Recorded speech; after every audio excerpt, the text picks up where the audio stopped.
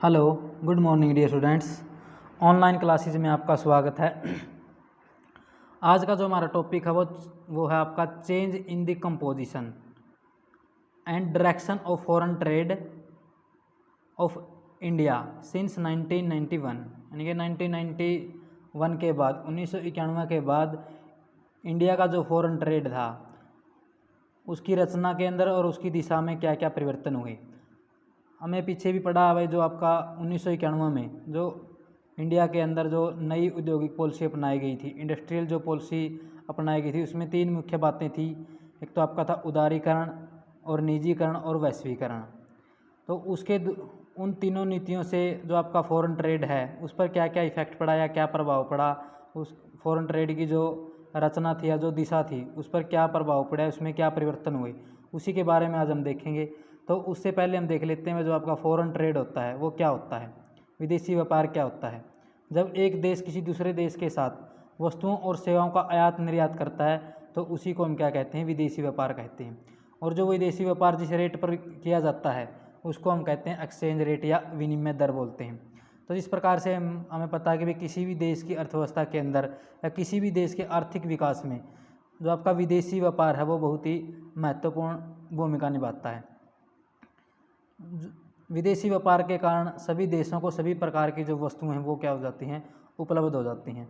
तो इंडिया में भी जो आपका विदेशी व्यापार है उसका भी बहुत ही इम्पोर्टेंट रोल है। और 1991 के बाद इंडिया का जो विदेशी व्यापार था उसकी रचना के अंदर और जो डायरेक्शन के अंदर, दिशा के अंदर बहुत ज़्यादा परिवर्तन हुए। उन्हीं के बारे में आज हम देखेंगे।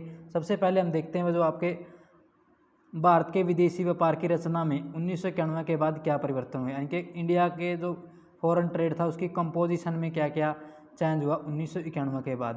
तो जो भी आपका फॉरेन ट्रेड होता है, फॉरेन ट्रेड में हम एक्सपोर्ट और इंपोर्ट, आयात और निर्यात को दोनों को शामिल करते हैं। उसमें हम यही देखेंगे भाई जो आपका कंपोजिशन रचना के अंदर ये देखते हैं भाई निर्यात में क्या परिवर्तन हुए और आयातों में क्या परिवर्तन हुए। तो सबसे पहले हम देखते हैं भाई 1991 के बाद जो इंडिया के निर्यात में क्या क्या परिवर्तन हुए। भाई जो आपके इंडिया के द्वारा जो दूसरे देशों में जो निर्यात किया जाता है उनमें क्या क्या परिवर्तन हुए, आपकी बुक के अंदर टेबल दे रखी है, उसी के अकॉर्डिंग हम देखते हैं जो आपकी टेबल है उसके अकॉर्डिंग इंडिया के जो निर्यात हैं उनमें क्या क्या परिवर्तन हुए 1991 के बाद। सबसे पहले हम लेते हैं वस्तु लेते हैं, उसके बाद 1990 और 1991 ये आपके ईयर है, और उसके बाद 2013 और 14 में क्या परिवर्तन हुए, ये हम सारे के सारे करोड़ के रूप में ले सकते हैं। तो सबसे पहले हम देखते हैं भाई चाय का जो निर्यात किया जाता था इंडिया के द्वारा 1990 और 91 में कितना, 1070 रुपये किया जाता था। लेकिन जो आपका 2013-14 में जो उसका निर्यात बढ़कर कितने करोड़ का होगा, 4832 करोड़ का होने लगा। फिर आपका जूट का सामान है, जूट का सामान 298 करोड़ रुपये का किया जाता था 1990 के अंदर, और जो 2014 के अंदर बढ़कर 2296 करोड़ का होने लगा। उसके बाद चावल का है, उसके बाद कॉफ़ी का है। कॉफ़ी का 1990 के अंदर 252 करोड़ रुपए का निर्यात किया जाता था, 2013-14 के अंदर 4797 करोड़ रुपए का निर्यात किया जाने लगा। चावल की बात करें तो 1990 के अंदर 462 करोड़ का था, जो 2013-14 में बढ़कर 46,749 करोड़ का हो जाता है, 793 करोड़ का हो जाता है। फिर अगर सूती कपड़े की बात करें तो 121 करोड़ का निर्यात इंडिया के द्वारा किया जाता था, जो 2013-14 में 53,914 करोड़ रुपए का हो गया।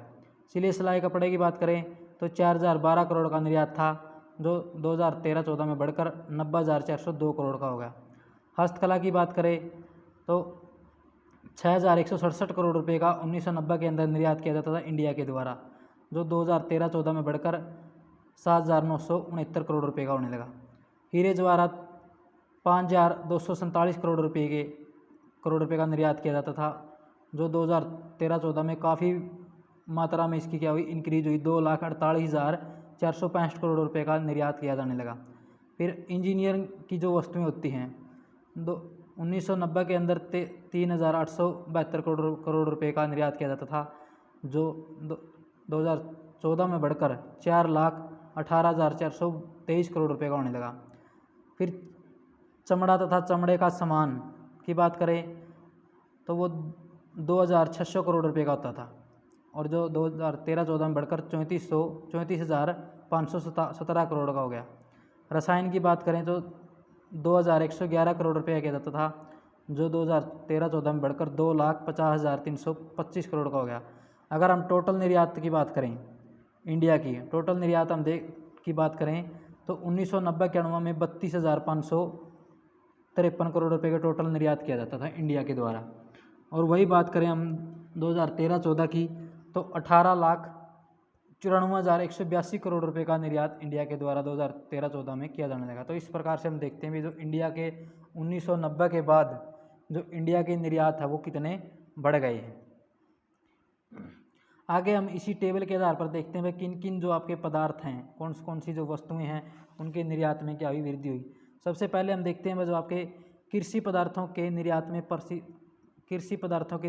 प्रतिशत में कमी, यानी कि जो कृषि पदार्थ थे उनके निर्यात में क्या हुई, इंडिया की प्रतिशत में कमी हुई। जो प्रतिशत कृषि पदार्थों का निर्यात किया जाता था उसमें क्या हुई, कमी हुई। स्वतंत्रता के पश्चात कृषि पदार्थों के निर्यात का कुल निर्यातों में प्रतिशत भाग क्या हो जाता है, कम हो जाता है।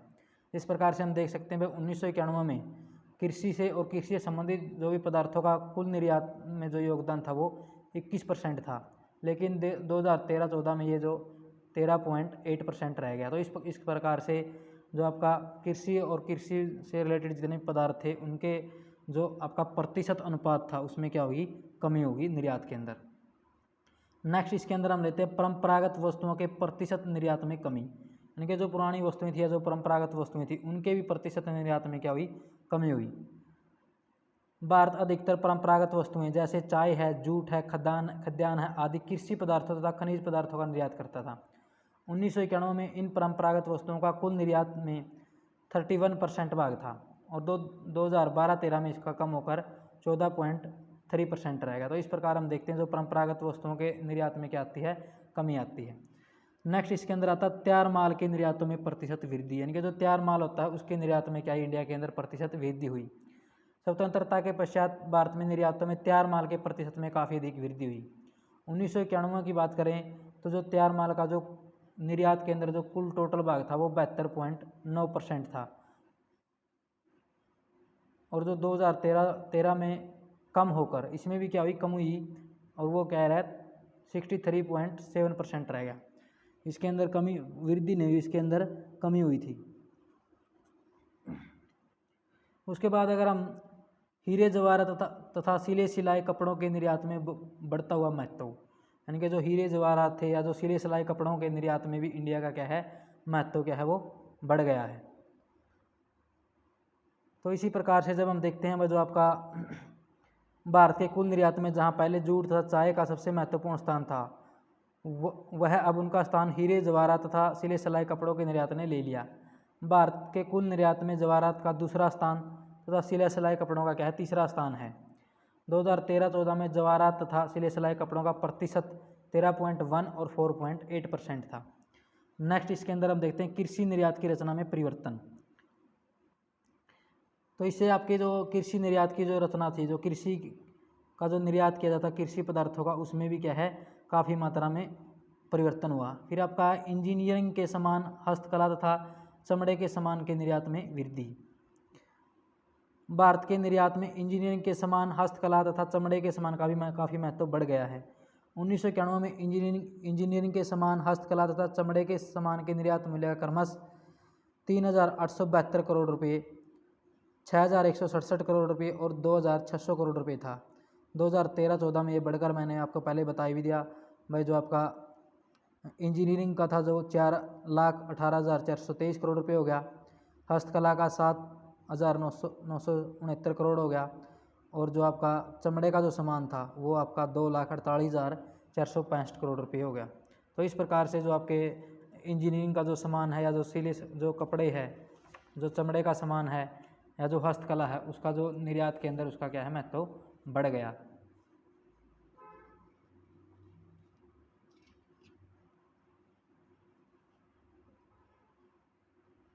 नेक्स्ट इसके अंदर हम देखते हैं आपका कंप्यूटर हार्डवेयर तथा सॉफ्टवेयर के निर्यात। आर्थिक सुधारों के पश्चात संसार में भारत का कंप्यूटर हार्डवेयर तथा सॉफ्टवेयर के निर्यात में महत्वपूर्ण स्थान हो गया है। 1980 में कंप्यूटर हार्डवेयर तथा सॉफ्टवेयर का भारत में निर्यात नहीं किया जाता था, यानी कि 1980 से पहले जो भी आपका कंप्यूटर के जो हार्डवेयर है और जो सॉफ्टवेयर उनका निर्यात नहीं किया जाता था। परंतु 2006-07 में लगभग 1,41,800 करोड़ के निर्यात किए गए। इस प्रकार भारत के कुल निर्यात में इसका प्रथम स्थान रहा और 2012-13 में 4,49,000 करोड़ के सॉफ्टवेयर के निर्यात किए गए। फिर आगे नेक्स्ट इसके अंदर आता सेवाओं के निर्यात में वृद्धि। भारत में सॉफ्टवेयर सूचना तकनीकी से संबंधित सेवाएं तथा विचार विमर्श सेवाओं का काफ़ी निर्यात हुआ है। वर्ष 2013-14 में सेवाओं का निर्यात कुल निर्यात का 30.8% रहा। इस निर्यात में पिछले 5 वर्षों में औसतन 27.5% प्रति वर्ष दर से वृद्धि हो रही है। तो इस प्रकार से हम देखते हैं जो भी इंडिया के जो एक्सपोर्ट थे वो आर्थिक सुधारों के बाद या 1991 के बाद उनमें क्या हुआ, काफ़ी मात्रा में इंक्रीज हुए या बढ़े हुए। नेक्स्ट इसके अंदर हम देखते हैं 1991 के बाद भारत के आयातों की रचना में क्या परिवर्तन हुए एंड इंडिया के जो आयात थे उनमें क्या परिवर्तन हुआ। उसी प्रकार से आपकी जो पिछले हमने देखी थी 1990 से भारत के आयात व्यापार में काफ़ी महत्वपूर्ण परिवर्तन हुआ। सन 1990 के पश्चात भारत में अनाज, जूट, कपास आदि के आयात में कम हुए। इसके विपरीत पेट्रोलियम, बिना तराशे जवाहरात, मशीनरी, रासायनिक खाद, खाने के तेल, कागज़ तथा कागज़ बोर्ड, ट्रांसपोर्ट के यंत्र के आयात काफ़ी बढ़ गई। यानी कि जो भी खाद्य पदार्थ थे उनका तो इंडिया का जो आयात था वो कम हुआ और जो ये दूसरे प्रकार के जो भी रासायनिक खाद है, खाने के तेल है, पेट्रोलियम है, इनका आयात क्या है वो काफ़ी मात्रा में बढ़ा। नई आयात नीति में लगभग सभी वस्तुओं के आयात से सभी प्रकार की मात्रात्मक बाधाएं हटा दी गई, इसलिए उपभोक्ता वस्तुओं के आयात काफ़ी बढ़ गई। तो 1991 के बाद भी हम एक टेबल के थ्रू इसके अंदर देख सकते हैं। भाई आपकी बुक के अंदर ये टेबल दे रखी है, इसको देख लेना भाई क्या क्या इसके अंदर चेंज हुए। जैसे हम अनाज के अंदर देखते हैं तो अनाज के जो आयात थे दूसरे देशों से अनाज के जो आयात थे 1991 में 182 करोड़ रुपए के थे, जो 2013-14 में 539 करोड़ रुपए के हो गए। और जूट के जो आयात था वो 20 करोड़ रुपए का था, जो 2013-14 में 140 करोड़ का हुआ। कपास का जो आयात था वो 1 करोड़ रुपए का था और जो 2013-14 में 2,371 करोड़ रुपए का हुआ। खाने का तेल 326 करोड़ रुपए का आयात किया जाता था और 2013-14 में ये आपका 56,479 करोड़ रुपए का हुआ। लोहे तथा इस्पात का जो आयात था वो 2,113 करोड़ रुपये का किया जाता था, जो 2013-14 में 47,912 करोड़ रुपए का हुआ। रासायनिक खाद का 1,766 करोड़ रुपए का आयात किया जाता था, जो 2013-14 में बढ़कर 38,231 करोड़ रुपए का हुआ। कागज़ तथा कागज़ बोर्ड 556 करोड़ रुपए का आयात किया जाता था 1991 के अंदर, जो 2013-14 में 15,067 हो गया। मशीनरी की अगर बात करें तो इस प्रकार से जितने भी आपके बुक के अंदर ये दे रखे, जैसे पेट्रोलियम और पेट्रोलियम पदार्थ है, जो 1991 में 10,816 करोड़ रुपए का आयात किया जाता था, लेकिन जो 2013-14 में ये 1,64 करोड़ रुपए के हो गए। तो जो टोटल अगर हम आयात की बात करें तो जो 1991 में जो इंडिया के जो टोटल आयात थे वो 43,198 करोड़ के थे और जो 2013-14 में बढ़कर क्या हो जाते हैं